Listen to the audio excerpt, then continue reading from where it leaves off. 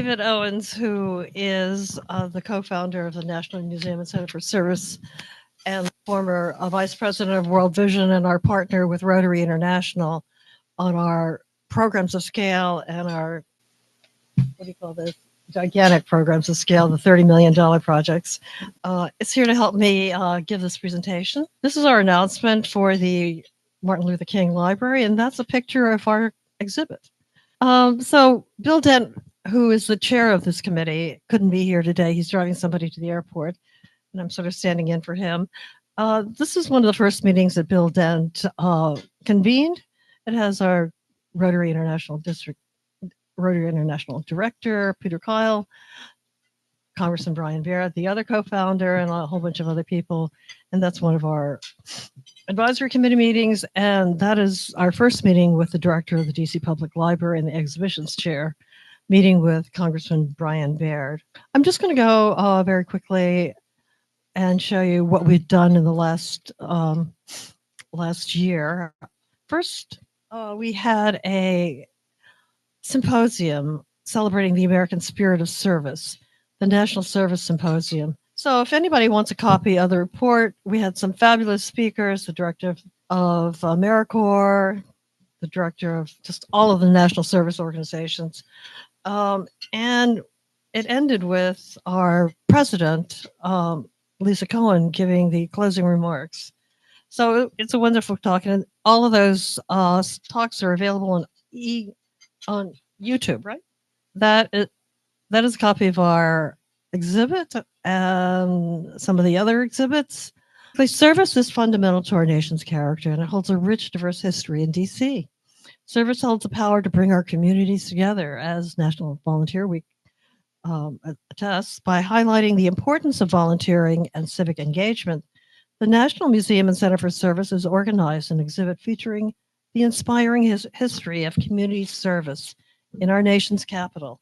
The DC Public Library was interested in showcasing its newly renovated main library and invited the National Museum to design an exhibit focusing on service in DC.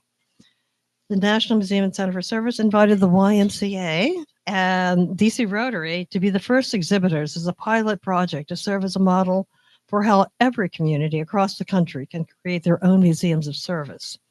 These exhibitions showcase how all individuals can make a difference and how service organizations drive that change.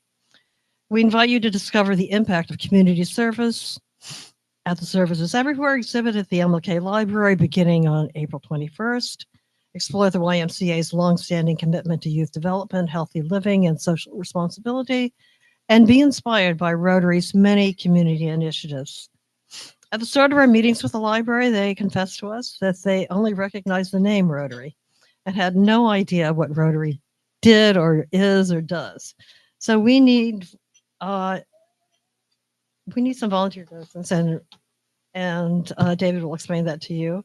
And you'll be surprised how interested the public is to know all about Rotary. We show the exhibit to some of our DC Council members. Donnie brought in Councilman Parker. Lisa Cohen brought in her DC Ward 4, who introduced Lisa's Law. David is going to tell you a little bit about 250 and beyond. David, you want to? Sure. Thank you, May. You know, the name National Museum and Center for Service is a mouthful. And as you can tell, it makes a terrible acronym. So be careful when you name something. What I wanted to share with you quickly was we want to have a 250 and beyond celebration as we celebrate the 250th anniversary of the Declaration of Independence. And we don't want to just get overly focused on fireworks. So the aim is 250 and beyond, and really celebrating and honoring and inspiring community service. What we're trying to accomplish is pairing ourselves with incredible partners. One of them is PBS, the WETA group, along with Ken Burns, will have a large documentary that will be unveiled in September. Look for it on your near PBS station on the American Revolution. WTA and the Ken Burns organization have asked us to help put together guides that can be used in local libraries and local schools. So again, turning the museum on its head, we don't want to create one place to have people come to us, but rather we want to give away toolkits that show others, schools, again, K through 12, as well as colleges and universities and community libraries. Some 60 different libraries have already downloaded the library version, and they're very interested in celebrating and honoring service at the local level, the grassroots campaign. Again, perhaps we should have used the word grassroots rather than national in our name. Just quickly, there were two young women who were looking at the exhibit, and Donnie and I had just finished putting up the Rotary. We were trying to move things around so that they would fit in the room there at the library. And it was a great moment where they asked, well, tell me more about Rotary. And they had heard of Rotary, but didn't know what Rotary is or does. So I got out quickly my facts and figures and talked about 1.4 million Rotarians around the world who put service above self. And their response was leaning forward to read more about you. The reason why I tell that story is that becoming a Rotarian isn't contagious unless you stand next to and talk to another Rotarian, right? Am I right?